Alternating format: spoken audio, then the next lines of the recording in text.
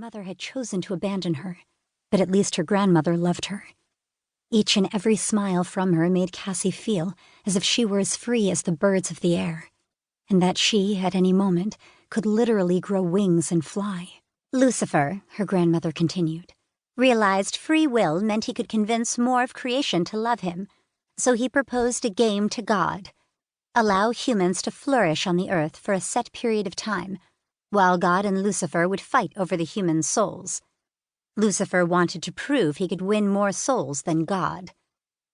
"Is the game like chess?" Cassie asked. Her grandmother's eyes brightened with approval. It's exactly like chess. God and Lucifer have played many chess games, but they're preparing for what might be the final match. We're nearing an end. It's either the end of the beginning or the beginning of the end. Either way, Cassiel, the world is changing. God and Lucifer have slowly been placing the pieces on the chessboard that is Earth. Her grandmother picked up a pawn. These are the humans. They may not look like much, but without them we cannot win.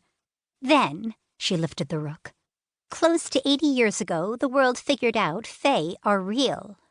50 years later, on the exact same day, her grandmother raised the knight, millions of people across the world claimed they saw an angel appear to them. Some of the angels were bright lights of hope and love, but some were terrifyingly demonic. Red eyes, tongues of serpents, a great in-between of human ash and smoke. Uncomfortable, Cassie unfolded her legs and sat on her bottom. "My teacher said the angels aren't real. She said a sun flare affected people's sight." Humans rationalize what they don't understand. But make no mistake, her grandmother waved the knight in the air. Angels and demons are real.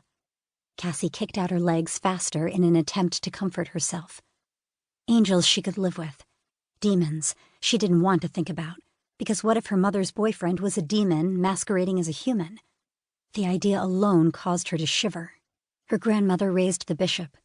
You'll be 28 on the 100th anniversary of the world's learning of the Fae, and the 50th anniversary of the day the world saw angels. I believe that's when the final pieces of the concluding game will be revealed. "What about the queen?" Cassie pointed toward the crowned one without the cross. Great question. One you need to contemplate as you become older.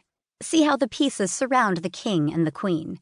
The queen is powerful, but in order for her to succeed, the other pieces create a safe place for her at the beginning of the game. Do you understand how much courage that must take to put yourself in harm's way in order to protect someone else? Probably the same amount of courage it took for her grandmother to stand in front of her when her mother's boyfriend had tried to hit Cassie with a broken beer bottle. Can you do that? Her grandmother asked. Can you protect a queen so she can, in turn, protect her king? Cassie hoped she could be as strong and brave as her grandmother. Maybe she could be. Someday. Chapter 1. Insomnia was a mean bastard. When I was experiencing exhaustion, only the dead understood. The idea of sleep invited me into a warm bed with a fluffy comforter and a soft pillow. Eyes closed, drift away, and then, bam! Insomnia smacked me awake 2 hours later, feeling as if I'd been punched by a linebacker for the New England Patriots. Every night, the same weird yet realistic dream would disrupt my slumber and leave me with an unsettled pit in my stomach. No matter how I tried, there'd be no more sleep. Yep, that was me, every night. Fortunately, the Bambi Bar and Grill, a truck stop near my apartment, was open 24/7. Even though the kitchen portion of the bar was closed from midnight to 4 a.m., the co-owner, Killian, liked me enough to make an exception when I showed between those hours, bargaining for him to cook me a grilled cheese sandwich or a hot ham sub. He'd also pile onto the plate healthy doses of whatever leftovers from the dinner rush he could find in the fridge. Most weeknights at 2 a.m., it was me, Killian, a few townspeople wasting their money on cheap alcohol, and whatever lonely truck drivers were taking refuge from the road in the rustic room. Bambi's would scare the hell out of the sophisticated and snobbish. The walls were 1970s dark panels. The wooden floor was nicked, worn, and on the verge of crumbling into sawdust. The tables, booths, and the bar were so sticky they probably hadn't been washed in 20 years. The entire place smelled like spilled